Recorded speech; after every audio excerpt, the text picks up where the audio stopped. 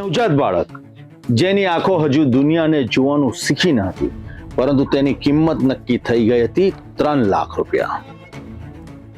પાટણથી મુંબઈ સુધી ફેલાયેલું બાળ તસ્કરીનો ભયાનક નેટવર્ક પોલીસે તેનો પર્દાફાશ કર્યો છે. હવે એક પછી એક ચહેરાઓ અને નામ સામે આવી રહ્યા છે, જે જોઈને ચોક્કસપણે ચોંકી ઉઠાયા છે પોલીસ હવે સમગ્ર નેટવર્કને ઘેરીને બેઠી છે અને તેનું જાળું ફંફોડી રહી છે. ધરપકડનો દોર ચાલુ થઈ ગયો છે, પરંતુ આ કેવા ક્રૂર અને નીચ લોકો છે કે જે બાળકોનો સોદો કરી રહ્યા છે.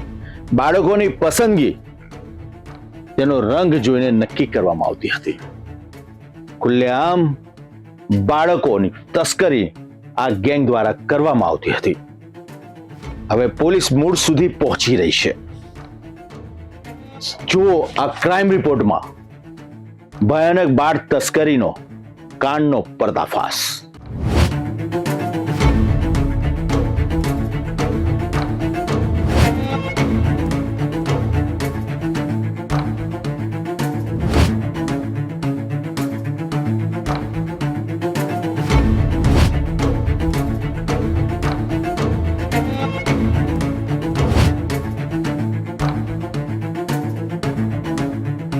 સિદ્ધપુરના માત્ર 8 દિવસના નવજાત બાળકને 3 લાખ રૂપિયામાં મુંબઈ વેચવા લઈ જવાના પ્રયાસનો ભાંડો ફૂટતા સમગ્ર રાજ્યમાં ચકચાર મચી ગઈ છે.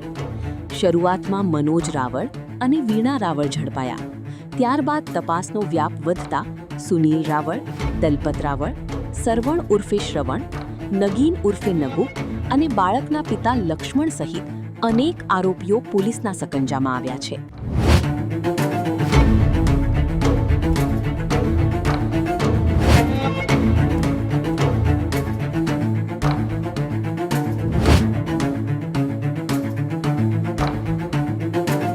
તપાસ ધીરે ધીરે ચાલી રહી હતી અને તેનો દોર આગળ ધપ્યો. આખરે સમગ્ર નેટવર્કના તાર મુંબઈ કનેક્શન સાથે જોડાયેલા જોવા મળ્યા. મહિલા પોલીસ ઇન્સ્પેક્ટર અને ક્રાઇમ બ્રાન્ચની ટીમ મુંબઈ પહોંચી. કોલ્હાપુરથી રિક્ષા ચાલક ઉર્ફે ડોક્ટર તોફિક અને સાહિલ બંને જણ બાળકની ડિલિવરી લેવા આવ્યા હતા. તેમને ખબર ન હતી કે તેમની વોચમાં વડોદરાની પોલીસ ગોઠવાયેલી છે. બંનેને દબોચી લીધા અને નામદાર કોર્ટમાં રજૂ કરીને 8 દિવસના રિમાન્ડ મેળવ્યા છે. હાલમાં કડક હાથે પૂછપરછ પોલીસ પોતાના અંદાજમાં કરી રહી છે. આ ગુનેગાર પોપટની જેમ બોલતા પણ થયા છે. હવે સમગ્ર નેટવર્કના મૂળિયા સુધી પોલીસ પહોંચવાના પ્રયત્ન કરી રહી છે. રોજ નવા ખુલાસા અને રોજ એક નવો ચહેરો અને નવા નામ અને નવું એડ્રેસ સામે આવી રહ્યું છે. ચહેરો ગમે તે હોય, પરંતુ બાળ તસ્કરીનો જે ગુનો આચરવામાં આવે છે તેની સજા પણ એટલી જ કડક હોવી જોઈએ અને આવા ક્રૂર લોકોને છોડવાના જોઈએ. હજુ તો આ બાળની તસ્કરી કરીને આ બાળકને ક્યાં લઈ જવામાં આવતું હતું, શું કરતા હતા બાળક સાથે, એક ગંભીર સવાલ ઉભો થયો છે. તેના મૂળ સુધી પહોંચવું પડશે. તૌફિક અને સાહિલ બાળકની ડિલિવરી લેવા આવ્યા હતા. હાલમાં તેમની પૂછપરછ શરૂ થઈ છે. હજી નવા ખુલાસાઓ પણ સામે આવશે.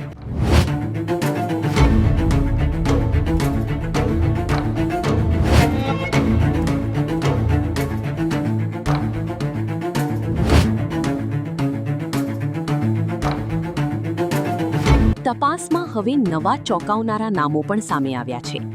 બાળક ખરીદવા તૈયાર થયેલી રૂપા નામની મહિલા, તેને બાળક બતાવનાર અનુષ્કા નામની એજન્ટ અને સચિન નામનો ડોક્ટર તરીકે ઓળખાતો શખ્સ પણ પોલીસના રડારમાં છે.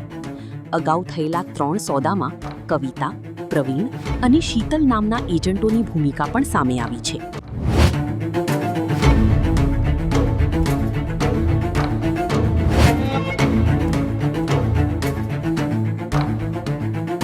તપાસમાં સૌથી ચોંકાવનારી હકીકત એ સામે આવી છે કે બાળકોની પસંદગી પણ બજારમાં માલ પસંદ કરવામાં આવે તેમ થતી હતી. મુંબઈની એજન્ટ કવિતા અને શીતલ બાળકોના ફોટા જોઈ પસંદગી કરતી હતી. 3 બાળકોને માત્ર એટલા માટે નકારી દેવામાં આવ્યા કારણ કે તેમની સ્કિન ફેર નહોતી. પોલીસે હવે આરોપીઓના મોબાઈલની ચેટ ખંગાળવાની કામગીરી શરૂ કરી છે.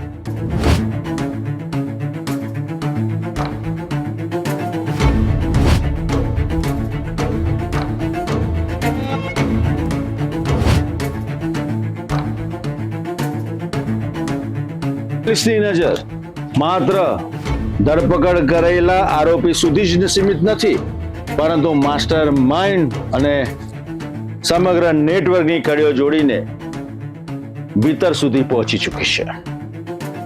ભયાનક ગેંગનો પર્દાફાશ થયો છે.